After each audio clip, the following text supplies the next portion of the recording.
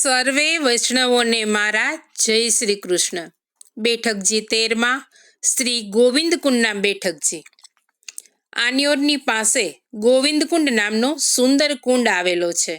જ્યારે શ્રી ઠાકોરજીએ ગિરિરાજ ધારણ કર્યો અને ઇન્દ્રે 7 દિવસ સુધી જળ પ્રલય કર્યો, ત્યારે પ્રભુએ ઇન્દ્રના ગર્વનું દમન કર્યું। ઇન્દ્ર પોતે ક્ષમા માગવા આ સ્થળે આવેલા। તેમણે આ કુંડના જળથી પ્રભુનો અભિષેક કર્યો હોવાથી આ કુંડનું નામ ગોવિંદ કુંડ પડ્યું છે। આ ગોવિંદ કુંડમાં શ્રી મહાપ્રભુજી અને શ્રી ગુસાઈજી આદિ સૌ સ્નાન કરી શ્રીનાથજીની સેવામાં પધારતા। તેથી આ કુંડનું જળ ખૂબ જ પવિત્ર છે। આપણામાં એવી દ્રઢતા ભાવના છે કે જેમ શ્રી ગિરિરાજ રત્ન ધાતુમય છે અને માનસી ગંગા દૂધમય છે, તેવી રીતે ગોવિંદ કુંડ પણ દૂધથી ભરેલો છે। આ સ્થાન ખૂબ જ સુંદર છે। અહીં કદમના વૃક્ષ નીચે શ્રી મહાપ્રભુજીના બેઠકજી આવેલા છે। આ સ્થળે આપશ્રીએ 3 દિવસ સુધી બિરાજીને શ્રીમદ ભાગવતનું પારાયણ કર્યું હતું।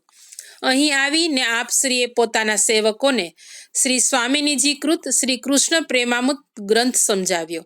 આપે આજ્ઞા કરી કે એક વખત શ્રી સ્વામિનીજીને શ્રી ઠાકોરજીનો અસહ્ય વિરહ થયો હતો। આ વિરહ એક જ ક્ષણ માટે થયો હોવા છતાં તે ક્ષણ યુગ સમાન લાગતા તે સમયે શ્રી સ્વામિનીજીએ શ્રી કૃષ્ણ પ્રેમામૃત ગ્રંથ રચી તેમાં શ્રી ઠાકોરજીના 118 નામો ગાયા છે। આનો જપ શ્રી સ્વામિનીજી હરહંમેશ કરતા હતા। તેના દ્વારા પ્રભુના સંયોગ રસની પ્રાપ્તિ થઈ। આજે પણ અહીં શ્રી મહાપ્રભુજીના બેઠકજી પ્રગટ બિરાજે છે।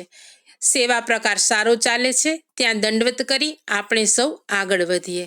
શ્રી વલ્લભાધીશ કી જય।